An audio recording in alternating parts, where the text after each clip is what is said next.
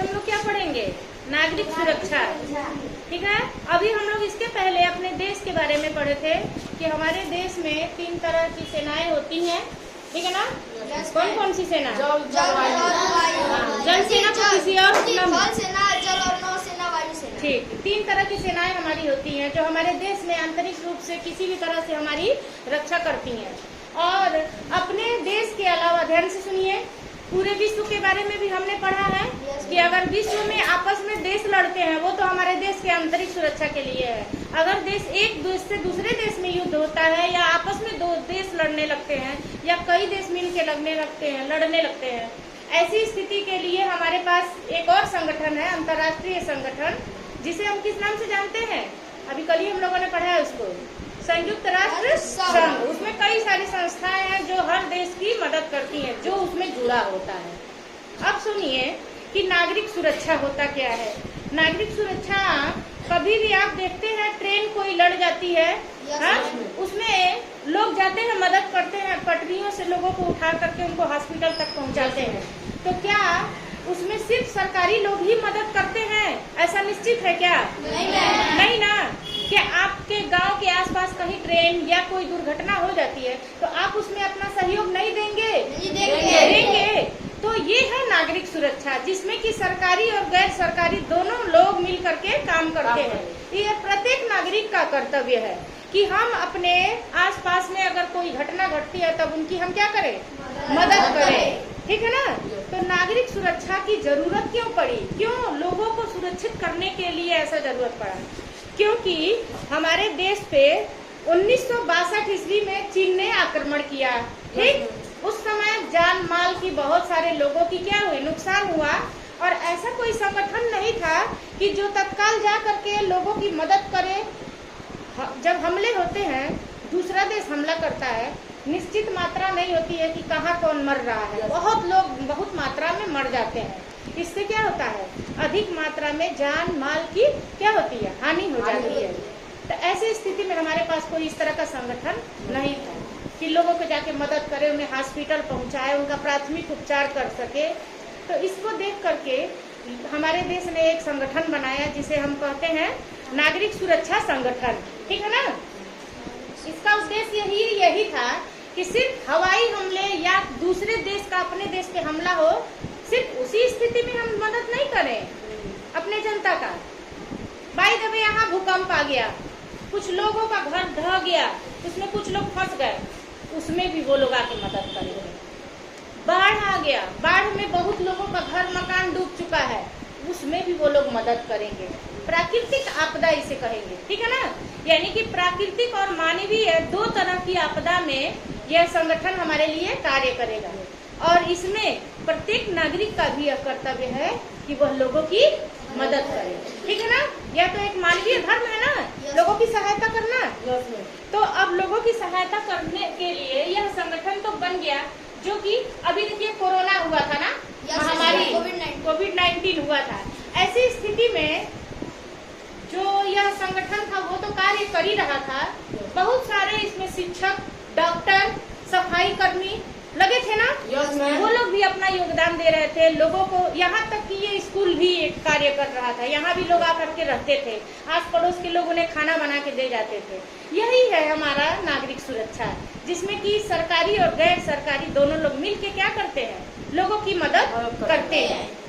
अब देखिए, अगर हमारे देश में कभी भी ऐसा हो कि हमारे देश में हवाई हमला होने वाला है तो हम तक सूचना कैसे पहुंचेगी?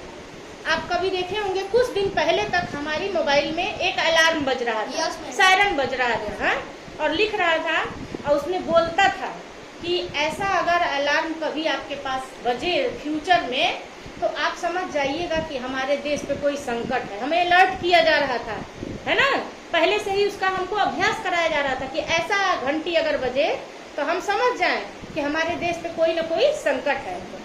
हम पहले से ही एक्टिव रहें, हमको मालूम रहे। इसी तरह के हवाई हमले, अगर हमारे देश पे कोई हवाई हमला होने वाला है तो हमें यह सूचनाएं इन माध्यमों से दी जाती है। तो टेलीफोन वाला तभी हमारे कुछ दिन पहले रिहर्सल चल रहा था। मोबाइल आपके पास, सबके पास रहता है आजकल, सब घरों में मोबाइल के द्वारा, वायरलेस के द्वारा, ठीक, टेलीविजन हमारा है उसके द्वारा, या फिर सायरन नहीं जो बजते हैं उनके द्वारा ये सारी चीजें होती हैं। और हम जो रेडियो सुनते हैं, रेडियो चलता है ना, रेडियो के माध्यम से भी ये सारी चीजें क्या होती हैं, बताई जाती हैं।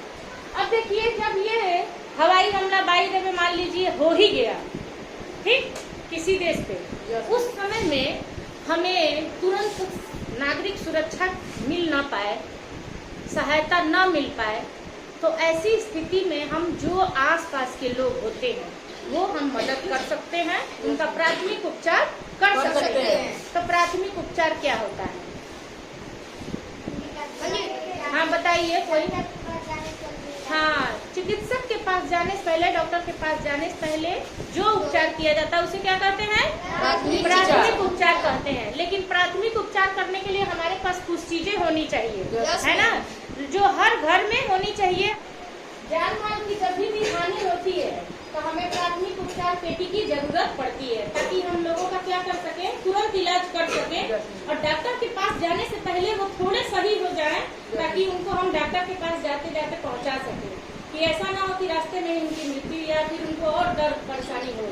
देखिए, तो इनमें ये सारी चीजें रखनी पड़ती है, रुई, पट्टी, डिटॉल, मलहम, थर्मामीटर और चाकू, ब्लेड, कैंची और पैरासीटामोल, ये ORS घोल, नमक, चीनी, खपच्ची। नमक चीनी क्या मतलब, मान लीजिए ORS हमारे पास नहीं है, नमक चीनी तो सबके घर में रहता है, में किसी को बहुत चक्कर आने लगा, नमक चीनी का घोल उसको पिला दिया।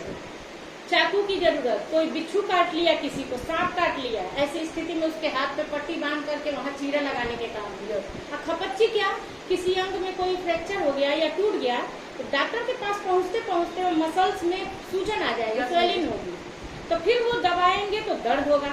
इसीलिए सबसे पहले हम बांस की फंटी लगा के खपच्ची कपड़े से उसको बांध के सीधा कर देंगे, तब हम डॉक्टर के पास ले जाए। ये अभी अपने घरों में करिए, है ना, कभी भी किसी के साथ हो। और उसके बाद देखिए, अब अगर आग लगना, यह भी एक समस्या ही है। अक्सर आप लोगों के गांव में घटनाएं होती है, अप्रैल मई जून में होता है ना, बहुत लोगों के घरों में आग लग जाता है। तो अब आप ये अगर ये नहीं रख सकते हैं, अपने स्कूल में अग्निशमन यंत्र है ना, रेड कलर का, उसमें क्या होता है, कौन सी गैस, कार्बन डाइऑक्साइड गैस, ठीक ना, न लगना होता है उससे, मतलब आग बुझाने के लिए, और आग लगने के लिए ऑक्सीजन की जरूरत पड़ती है। तो यह गैस क्या रहता है, कार्बन डाइऑक्साइड उसमें रहता है। अगर कभी आग लगा तो उसका हम छिड़काव करेंगे। और यह गैस पाइप होता है, जो बड़ी बड़ी बिल्डिंग्स बनती हैं उनमें ये सिलेंडर नहीं होते हैं, उनमें किनारे किनारे पाइप लगे होते हैं, लगा होता है, उसमें क्या भरा रहता है, CO2। किसका सूत्र है, कार्बन डाइऑक्साइड। और वाटर पाइप जिसमें CO2 हो, और एक वाटर पाइप जो आता है पानी वाला बुझाने आते हैं लोग, आप दमकल जिसको आप कहते हैं, उसमें भी थोड़ी मात्रा क्या होती है, CO2 की मिली रहती है, जो हम लोग खेत वोत में आग बुझाते हैं लोग, इसके माध्यम से हम क्या करते हैं, आग को बुझाते हैं।